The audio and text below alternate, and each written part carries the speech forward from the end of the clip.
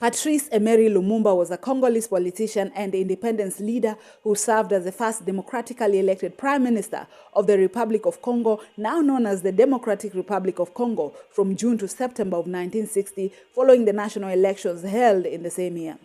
Patrice Lumumba was the leader of the Congolese National Movement, the MNC, from 1958 until his assassination in 1961.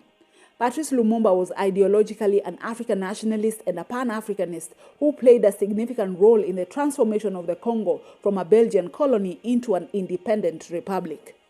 Patrice Lumumba was born on the 2nd of July 1925 as Azeita Sumbuta Wosa in the Katakokombe region of the Kasai province of the Belgian Congo. He was raised in a Catholic family, attended a Catholic missionary school, as well as a government post office training school where he excelled academically. As a young man, Patrice Lumumba was known for being vocal and outspoken, a trait that would come to define his life and career. He was also multilingual with the ability to speak Tetela, French, Lingala, Swahili, and Chiluba languages. Outside of his regular studies, Patrice Lumumba took an interest in the Enlightenment ideals of Jean-Jacques Rousseau, Voltaire, Molière, and Victor Hugo. He also wrote poetry, and many of his works had anti-imperialist themes. Prior to his political career, Patrice Lumumba worked as a traveling beer salesman in Leopoldville, presently known as Kinshasa, and as a postal clerk in Stanleyville, now known as Kisangani, for 11 years. Patrice Lumumba married Paulino Pango in 1951, and together they had 4 children. In 1955, Lumumba joined the Liberal Party of Belgium, where he edited and distributed party literature. Between 1956 to 1957, Lumumba wrote his autobiography, which was published posthumously in 1962. In 1958, Patrice Lumumba helped found the Congolese National Movement, the MNC, of which he became its leader. The Congolese National Movement Party promoted a platform that included gradual Africanization of the government, state-led economic development, and neutrality in foreign affairs. Patrice Lumumba had a large popular following in Congo, and as a result, he had more political autonomy than contemporaries who were more dependent on Belgian connections. In the late October of 1959, Patrice Lumumba, as a leader of the MNC party, was arrested for inciting an anti-colonial riot in Stanleyville, during which 30 people were unalived. As a result, he was sentenced to 6 months in prison. Despite of Lumumba's imprisonment, his political party won a convincing majority in the December local elections in Congo. Consequently, due to pressure from delegates from his party, he was released and was allowed to attend the Congo Roundtable Conference in January of 1960. After the national elections of May 1960, the MNC party won a plurality in elections, and consequently Patrice Lumumba was declared as the winner of the elections by the then Belgian de facto President Minister of African Affairs, Walter Ganchoff van der Merch.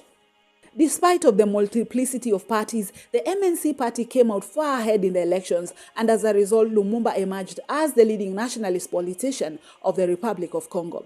Maneuvers to prevent his assumption to power failed, and hence he was asked to form the first government, of which he did on the 24th of June 1960.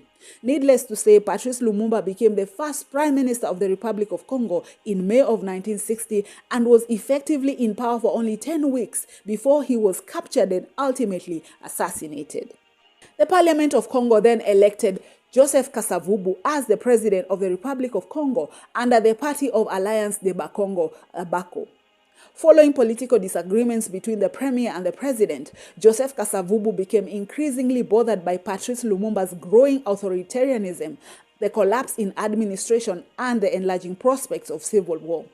The increasing tensions between the premier and the president brought the country to a standstill. In effect, Patrice Lumumba was captured en route by state authorities, flown to the state of Katanga, and with the help of mercenaries was tortured and executed by the separatist Katangan authorities of Moise Tshombe. On the 17th of January 1961, Patrice Lumumba was executed by a firing squad under a Belgian supervisor near Elizabethville within the state of Katanga. His body was later dismembered, dissolved into sulfuric acid, and a single tooth from his mouth was taken by a Belgian officer as a trophy. His death was carried out by the Katangan firing squad with the involvement and support of Belgian and Congolese figures, as well as tacit support from the United States and other Western powers who feared his nationalist stance and his desire to use his country's mineral wealth for its people.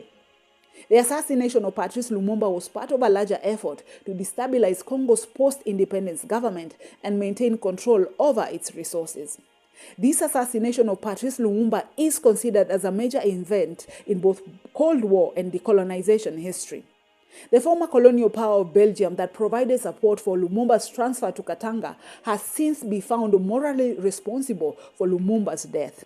It's well reported that Patrice Lumumba was assassinated following his anti-colonial speech, which upset the Belgian people, and all because he spoke against the European colonial powers that participated in imperialism.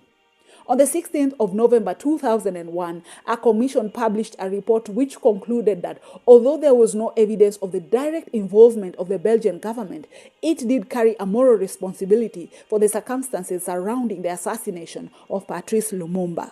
In 2022, Lumumba's truth was returned to his family by the nation of Belgium, even though his family continues to seek justice and accountability for those who planned and carried out his assassination.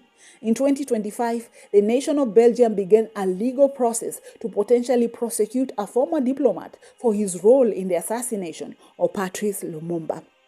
And with that, let's take a moment of silence to reflect on the life of Patrice Lumumba while I read to you all one of his most famous quotes.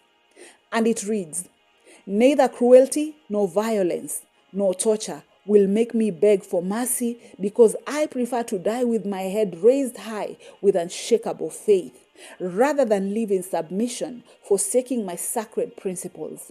My dear countrymen, in joy and in sorrow, I will always be with you."